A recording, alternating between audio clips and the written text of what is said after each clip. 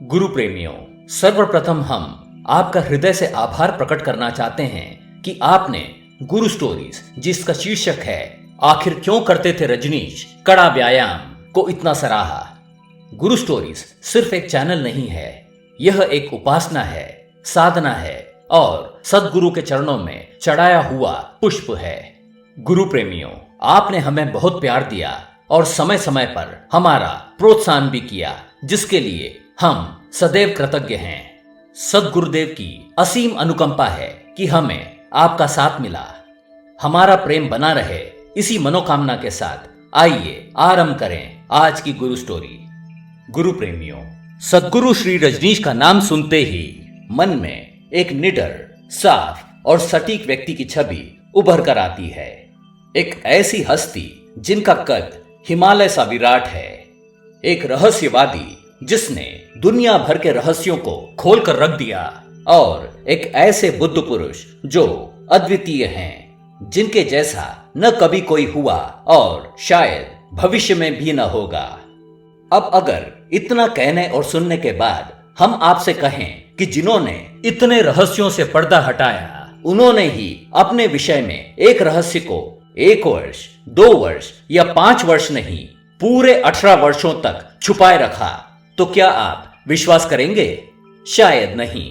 हमें भी इस पर बिल्कुल विश्वास नहीं हुआ, परंतु गहराई से शोध करने पर हमें यह ज्ञात हुआ कि इस बात में 100% सत्यता थी और स्वयं श्री रजनीश ने अपने श्रीमुख से इसे उजागर किया था। यह रहस्य था उनके बुद्धत्व की प्राप्ति।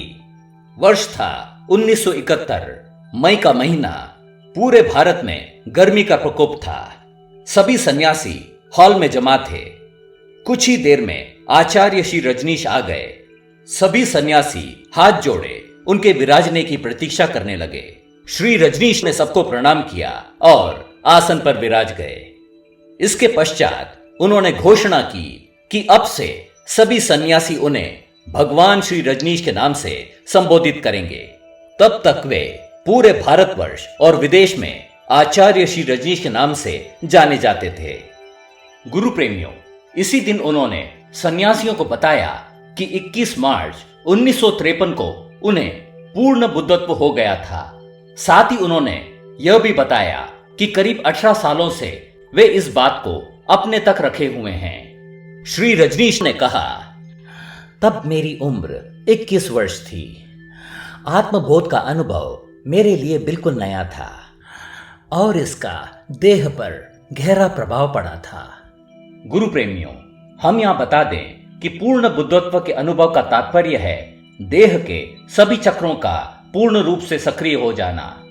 सहज भाषा में इसे इस तरह समझा जा सकता है जैसे कि ऐसा अनुभव जिसमें बिजली की शक्ति पूरे शरीर से गुजर गई हो। ऐसे में बाह्य जगत और आंतरिक जगत का अंतर समाप्त हो जाता है और देह पर इसका गहरा प्रभाव होता है। अलग अर्थों में आत्मबोधि पर से माया का प्रभाव गौण हो जाता है। स्थूल देह की अपनी प्रकृति होती है, जिससे इस नए अनुभव को समाने में काफी वक्त लगता है और कई बार इसके परिणाम व्यक्ति के आचरण में, स्वभाव में या आयु में साफ दिखाई पड़ते हैं। एक तरह से अगर तैयारी ना हो तो व्यक्ति सुध बुध खो बैठता है, परंतु यहाँ श्री रजनीश की तैयारी पूरी थी। फिर भी देह पर प्रभाव तो निश्चित है। श्री रजनीश इसी का जिक्र कर रहे हैं, परंतु मूल प्रश्न यह था कि आखिरकार श्री रजनीश को यह घोषणा करने के लिए 18 वर्ष क्यों इंतजार करना पड़ा। जवाब में उन्होंने कहा, मैं सही समय की प्रतीक्षा में था जब मेरे सहयोगी और दुनिया सही अर्थों में इस घोषणा के लिए तैयार हो सकेगी। रजनीश कहते हैं कि इतिहास गवाह है कि जब जब किसी आत्मबोधि बुद्ध ने प्रभुत्व प्राप्ति की घोषणा की है, तब तब उनकी बड़ी निर्ममता से हत्या कर दी गई। उनके अनुसार अगर क्राइस्ट ने यह घोषणा ना की होती तो उन्हें सूली पर न चढ़ाया जाता। वे आगे कहते हैं, कभी कभी कुछ बातों को सार्वजनिक ना करने से मानवता को लाभ होता है। मैंने यह फैसला किया कि मैं तब तक इसकी घोषणा नहीं करूंगा जब तक देश भ्रमण करना छोड़ न दूं। आचार्य श्री रजनीश आगे कहते हैं, देश भर में सफर करते हुए ऐसे कई मौके आए जब मेरे आसपास एक भी अंगरक्षक नहीं होता था। ऐसे में हमले की संभावना हमेशा बनी रहती थी। गुरु प्रेमियों, आप एक अन्य गुरु स्टोरी जिसका शीर्षक है जब श्री रजनीश की जान खतरे में पड़ी, रजनीश बाल बाल बचे में सुन चुके हैं कि किस प्रकार उनके विरोधियों ने उन्हें भरी सभा में घेर लिया था और कैसे उन्होंने अकेले उनका सामना किया। ऐसे ही 2 घटनाएं और हैं जब उन पर जानलेवा हमला हुआ था, जिनके विषय में हम आने वाले गुरु स्टोरी में आपको बताएंगे। तो गुरु प्रेमियों, आचार्य श्री रजनीश कह रहे थे कि अगर उन्होंने उस समय घोषणा की होती तो निश्चित ही उन पर और अधिक हमले होते। 1971 में घोषणा करते वक्त उन्होंने देश भ्रमण पर पूर्ण विराम लगा दिया था और बंबई को ही अपना निवास बना लिया था। उनके अनुसार यह उपयुक्त समय था कि सन्यासियों को इसके बारे में जानकारी दी जाए। गुरु प्रेमियों, गुरु के हर कार्य के पीछे हित छुपा होता है। सद्गुरु रजनीश का बुद्धत्व प्राप्ति को जग जाहिर ना करना उनकी असीम अनुकंपा का एक और उदाहरण है। आचार्य श्री रजनीश अपने प्रवचनों में अक्सर कहते हैं, गुरु तो आते ही हैं अपना सब कुछ लुटाने के लिए, परंतु दुर्भाग्य से उन्हें प्रतीक्षा करना पड़ता है जब शिष्य तैयार हो सकेंगे। गुरु प्रेमियों, यहां हम बता दें कि जब श्री रजनीश कहते हैं कि उनकी जान को खतरा बना रहता था, तो इसकी गंभीरता को समझने के लिए हमें उस समय जाना होगा जब वे आचार्य श्री रजनीश के नाम से जाने जाते थे। यह समय था जब आचार्य श्री रजनीश ने पूरे देश को एक तरह से झकझोर कर रख दिया था। अपने तीखे शब्द रूपी बाणों से उन्होंने भारतीय राजनीतिज्ञों, पंडितों, पुरोहितों, अंधविश्वासी मान्यताओं और एक तरीके से पूरे ढांचे को ही हिलाकर रख दिया था। उनके महात्मा गांधी, पंडित नेहरू, श्रीमती इंदिरा गांधी और श्री मोरारजी देसाई की नीतियों पर दिए गए बयानों से कई राजनेता तिलमिला उठे थे।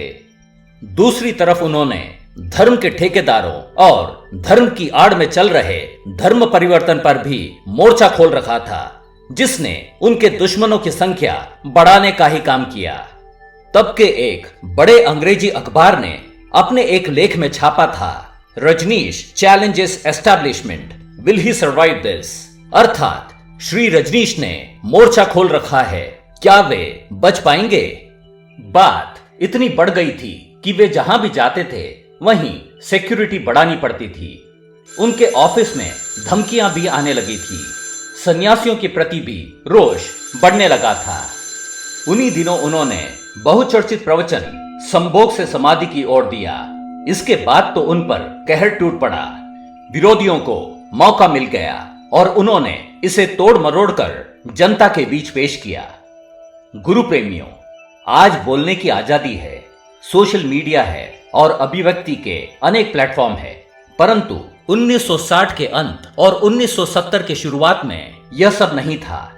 एक तरफ जहां राजनेताओं के भाषणों को अखबारों के प्रथम पृष्ठ पर छापा जाता था, वहीं श्री रजनीश को अपनी पत्रिका निकालकर अपनी बात लोगों तक पहुंचाना पड़ता था। इसके खर्चे भी बड़े थे, जिसे उनके निकटतम सहयोगी उठाया करते थे।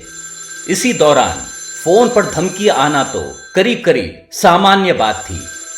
गुरु प्रेमियों, ऐसे में आप समझ सकते हैं कि श्री रजनीश ने क्यों प्रतीक्षा की होगी। बहरहाल, जो गुरु कहे वही सही और जो गुरु कहे वही सत्य। हम उम्मीद करते हैं कि आपको आज की गुरु स्टोरी अच्छी लगी होगी।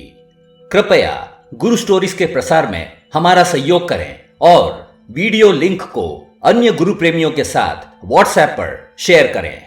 हम आगे भी आपके लिए और अनेक गुरु स्टोरीज लाते रहेंगे। तब तक के लिए हमारा प्रणाम स्वीकार करें। धन्यवाद।